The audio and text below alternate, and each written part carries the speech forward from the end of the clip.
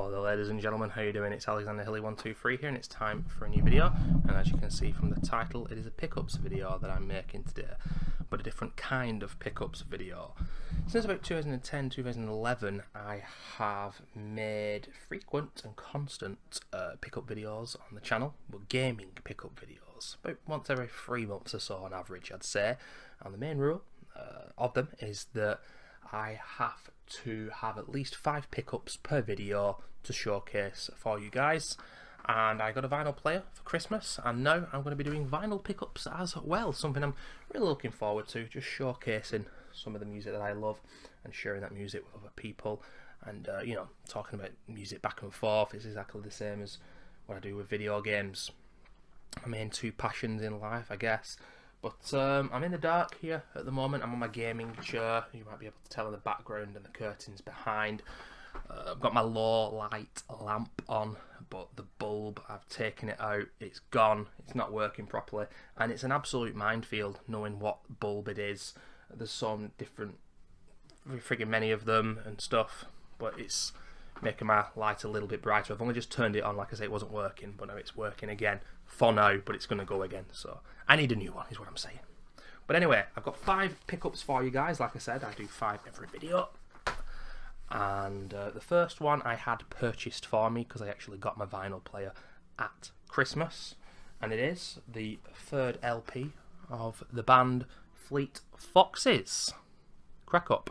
This was released, I think, June 2017, and my mum, my very lucky man, purchased this for me, and she's a Fleet Foxes fan herself, but she said she was a little bit worried because I don't like this album quite as much as the first 2, the self-titled debut album and Helplessness Blues. But I said, no, it's absolutely fine, I still like it and I'm glad to have gotten it, but it certainly wouldn't have been a vinyl pickup that I have made for a long time. I would have preferred the debut album. She said she was either going to get the debut or this, but obviously very thankful nevertheless, and for the vinyl player, like I said, I'm a very lucky man. But this album sees Fleet Foxes leave behind, in my opinion, the roots and, you know, the way they were for that first album. It was very heavy on the melodies and the harmonies, I should say, and the kind of Beach Boys vibe as well.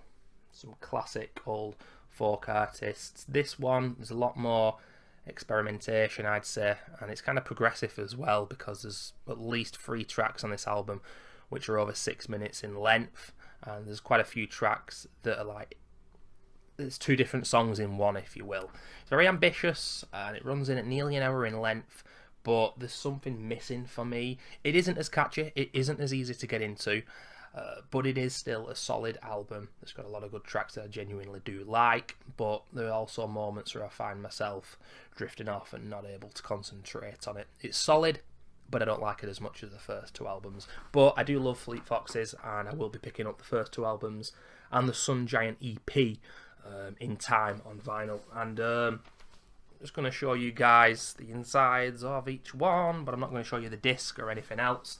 I think this has got... can't bloody find it in here. Yeah, but the lyrics are in there somewhere, and it's really nice when you have the lyrics so you can just look at them while you listen. Absolutely awesome. But my first vinyl pickup that I made myself, ladies and gentlemen, was an album I've spoken about before on this channel. I have done videos about music before, my top 10 metal albums, my top 10 folk albums, my top 50 albums of the 1990s. A few things like that, and this has been on 2 of those videos, because Katatonia, this is the artist we're talking about now, The Great Cold Distance, they were one of the artists. I think they came about 7th or 8th in my top 50 albums of the 90s with Discouraged Ones, and also my top 10 metal albums. This album itself was in that list, and for good reason. It's one of my favourite albums of all time. There's a lot of swapping like that, ladies and gentlemen. Is it above my head now? But no, this is Katatonia at their very best, in my opinion, because it's easy for people who've never heard the band before to get into, and at the same time it's heavy enough for metal fans to enjoy too. For me, this is the band at their peak. This was released in early 2006, so it's 12 years old now, and it's got that wonderful darkness that Katatonia have always had in the music, whether they were an early death doom metal band, when they went to just normal gothic rock style, obviously inspired by The Cure, and then this kind of alternative metal sound that they've had in the last 10-15 years or so. These days they've introduced trip hop to their sound as well, but this is my favourite Katatonia album. It's got tracks like My Twin and July, which are very easy to listen to and get into. Very verse, chorus, verse style, kind of poppy, if you will, in that sense.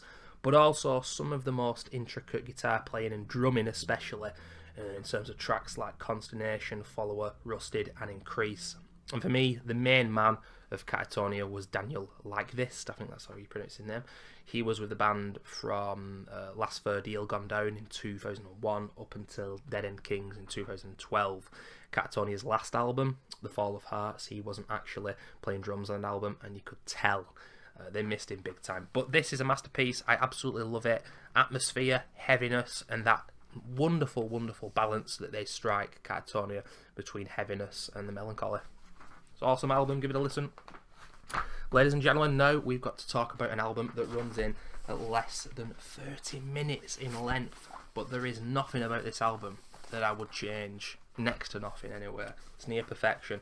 It is the third and final LP from that man, Mr. Nicholas Rodney Drake, and it is Pink Moon, released in 1972. And like I say, this album runs in at just 28 minutes in length, but it is complete perfection, ladies and gentlemen. The two albums prior to this that Nick Drake released, Five Leaves Left in 1969, and I think I'm pronouncing this right, Brighter Later, it was like 1971, I think. They were very well, they were similar to Pink Moon, but Pink Moon is more sparse, even more melancholy and minimalist. It's just Nick, it's just the guitar, there's piano on one track, but it just showcases what one man and a guitar can do. You know, these days with singer-songwriters and folk music, I'm not a musician myself. I love music, but I don't know the first thing about any instrument or any technicalities within music. But I know the difference between Ed Sheeran doing that and Drake with the old finger picking. And look at my freaky fingers. I should have been a guitarist. Look at them. Jesus. But, yeah, his finger picking skills on this album, mixed in with that gorgeous, soft voice of his, it's just an unbelievable experience and one of the best albums of all time. And I think this was number one when I recently did my top 10 folk albums of all time. And I know people will say, well, it's not true folk music, whatever, singer-songwriter. I don't care. It's an absolute masterpiece. And 3 LPs is all he gave us in his time before he passed away at the age of 26. Was it suicide? Was it not? I'll leave that up to you guys. I'm not sure. Some people say either or, but yeah. Nick Drake. I'm going to say this album cover is pretty ugly, but there we go. Absolutely love this album. And look at this, pretty scary. The picture of the man himself inside. Ooh. And there are the lyrics to the album as well. Not much to this, but there's not much to the actual album as well. In terms of, you know, it's very minimal, like I said. Anyway.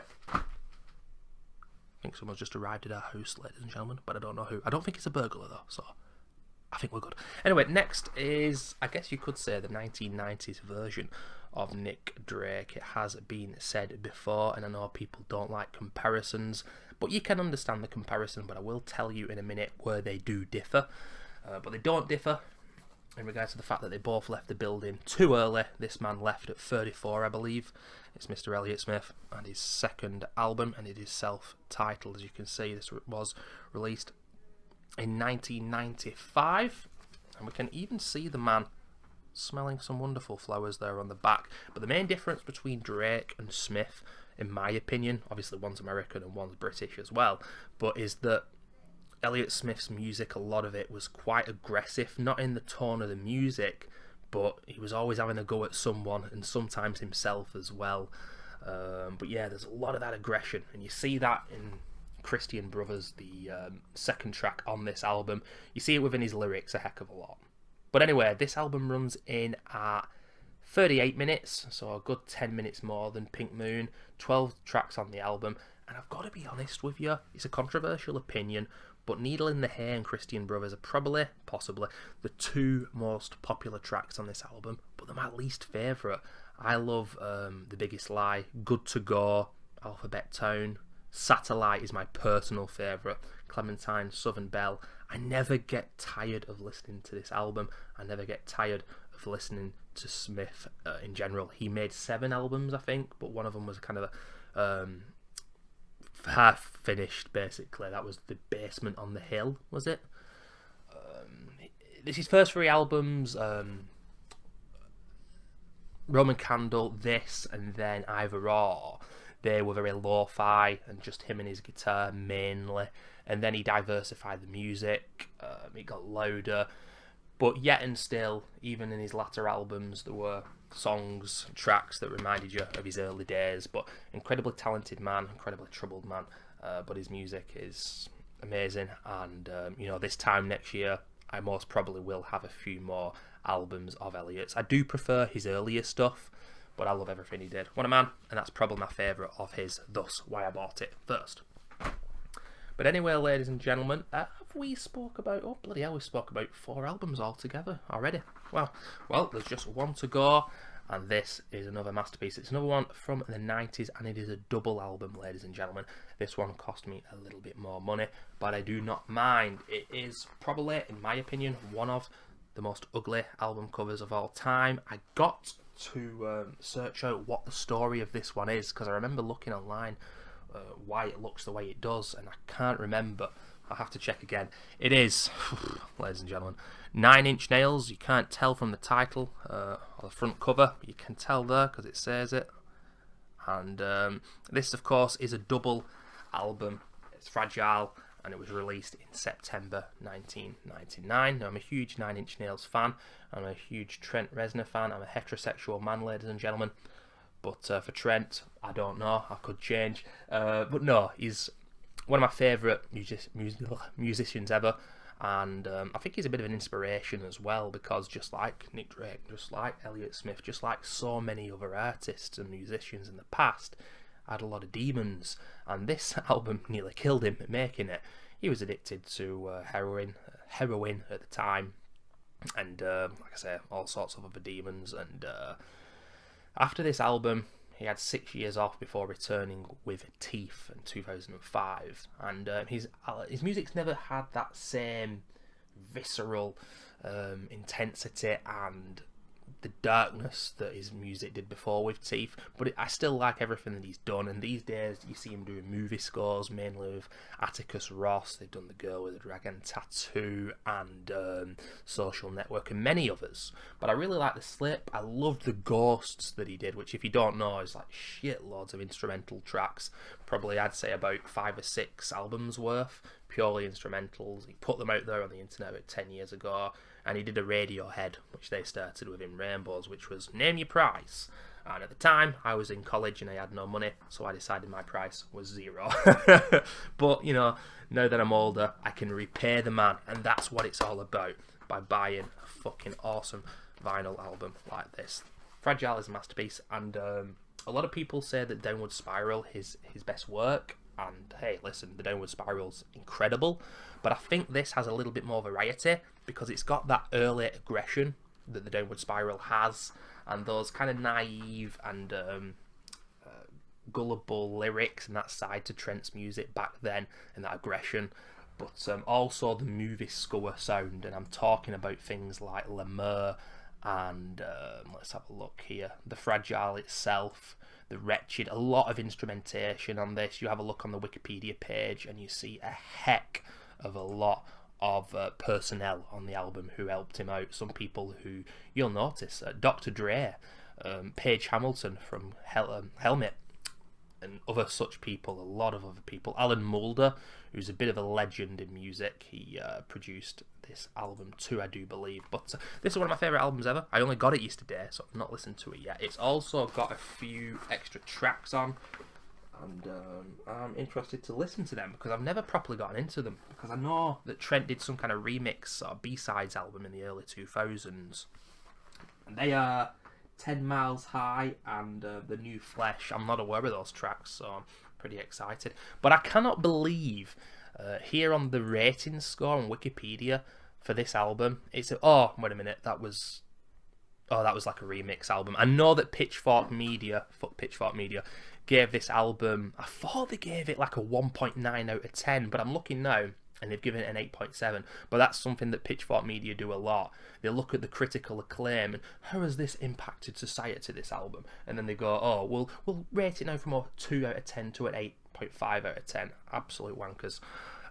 But I can understand this album at first not receiving the critical acclaim of the Downward Spiral, because one, it's more diverse than an album, and two, it's all over the place, but it does fit. It is coherent. It does flow. And this is just an album I could talk about all day. You've got the aggression of No You Don't. That's where Page Hamilton from Helmet plays, I do believe. The big come down, you've got Where Is Everybody? Everyone knows that track. Into the Void. Somewhat Damaged. I mean, that is so naturally heavy, that song. The Day the World Went Away. I've got goosebumps. The Great Below. Even Deeper. I don't think there's anything I dislike on this album. If someone said to me, you've got 10 albums you can listen to from now to the end of time, the albums I've shown you, maybe Pink Moon would be there, but the others maybe just miss out.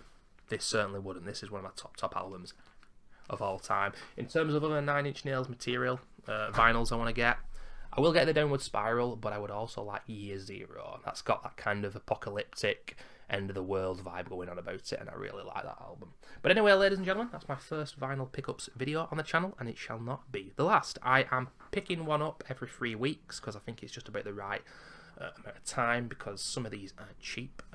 All the others that you saw, apart from Fragile, were about 20 quid, £20, but that one was £50, so I'm holding back now. Another 3 weeks time, I'll be getting another vinyl. And I'm not sure what it'll be, but I see a Black Sabbath poster on my wall there, ladies and gentlemen. So, I would be very surprised if Sabbath weren't there. But anyway, thanks for watching. See you soon.